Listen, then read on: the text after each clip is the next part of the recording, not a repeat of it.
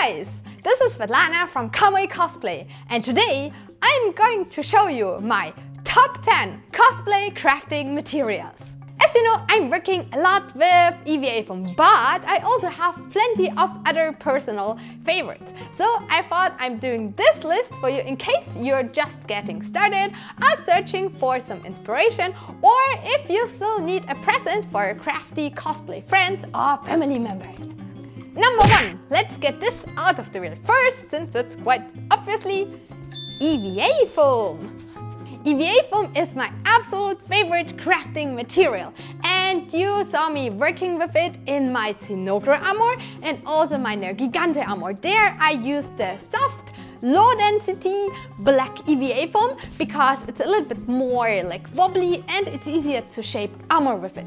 And I used the gray high density EVA foam mostly for props like the Diva gun or my gas rifle because it's a little bit more solid, it's easier, at least in my opinion, to Dremel it, and it's simply a little bit more durable. You also got the foam in different thicknesses like 10mm, 5mm and also 2mm, which is great for making details or like different layers and all kind of stuff. So make sure when you order it, get it like in this really big sheet. Order a lot of it because you will need all of the foam to make all of the costumes and props, and yeah, have fun crafting. And aside of the low density and high density EVA foam, you can also get this plastisode, or if you Google for it, LED foam, and it's actually useful for diffusing lights. So in case you're installing LEDs to your costume, you can put this material on top and it spreads your lights very nice and evenly, so you don't get this ugly spots, but instead like having everything pretty in your costumes. So get this as well if you're working with lights. Number 2, foam clay.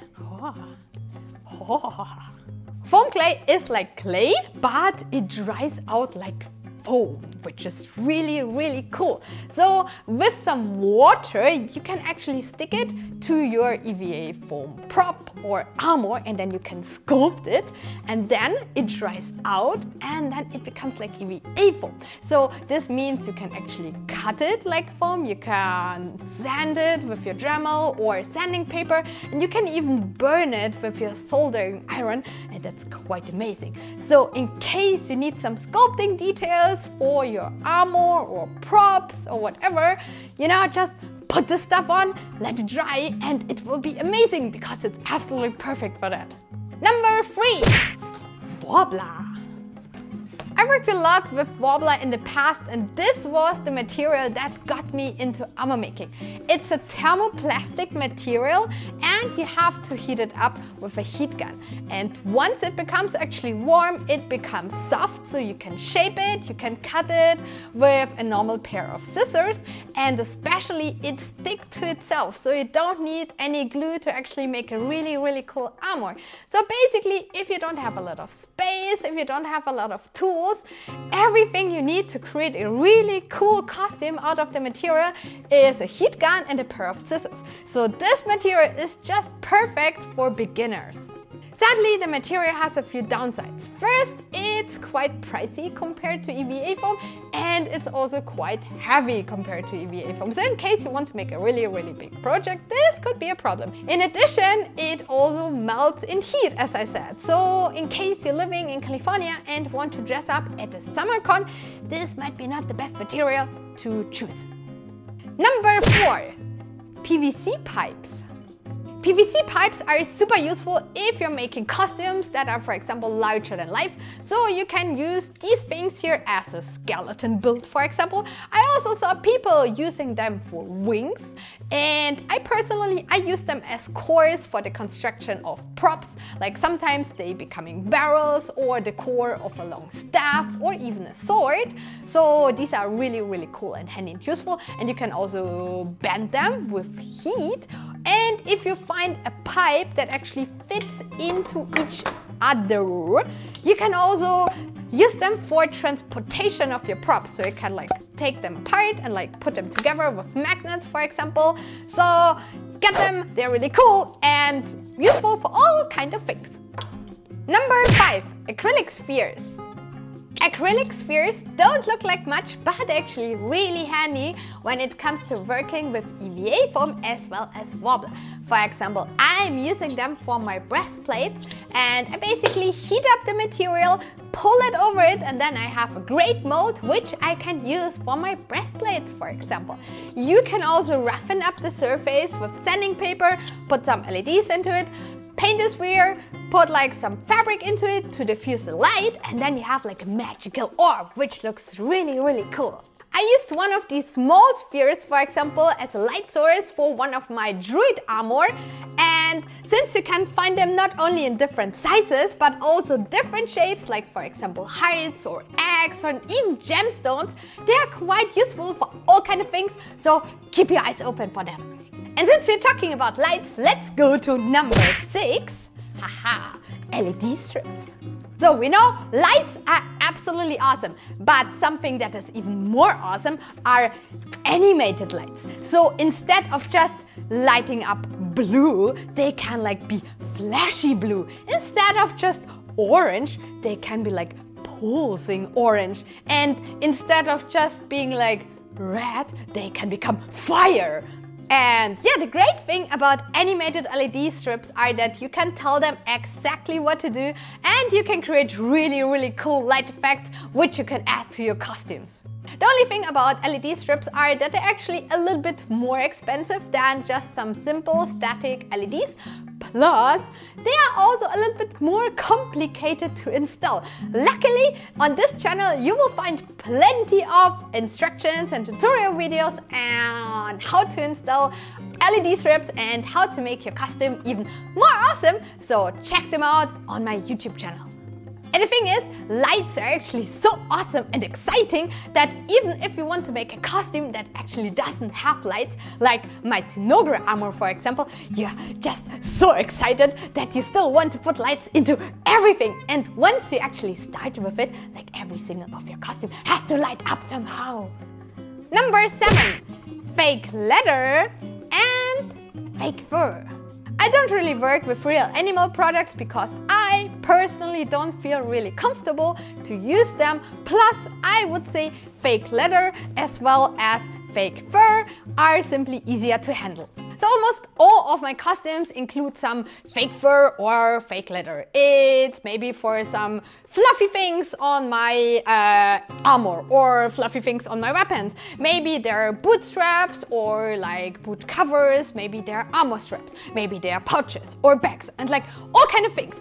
You will always need some fake fur. At least that's what I do. Yeah, the problem with these materials are that they are so hard and rarely to find. So keep your eyes open, and like the moment you see something good, like this really nice fur, buy it! Because you will go at the very next day back and then it's gone, and you will cry all night. So spend all your money on this stuff. You will need it.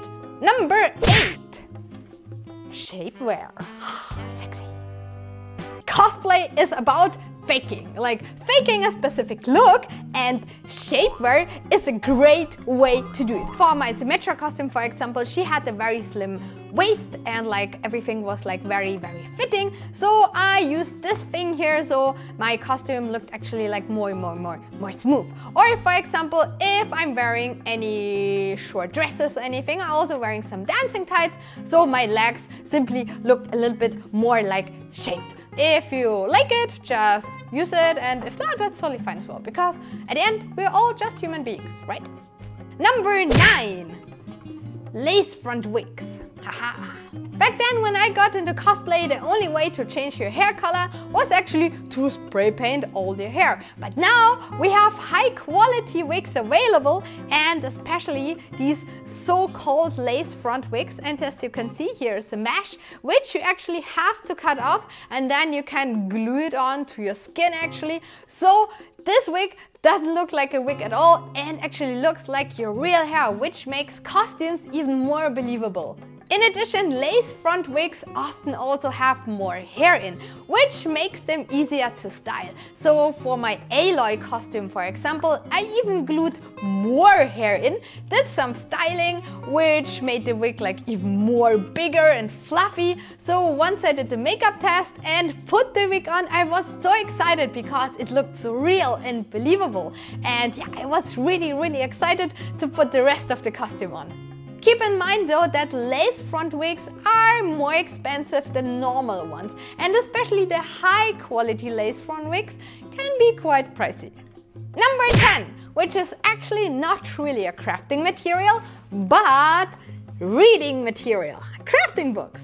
You know, even the best material doesn't help you if you have no idea how to work with it. And yeah, sure, you can just start like playing around with it and like do some mistakes and like fail and like start crying. Or you read the book of somebody who made all these mistakes already for you and then wrote just the good stuff in like some handy tutorials which you only have to follow, then try everything out and then become a master crafter yourself in no time.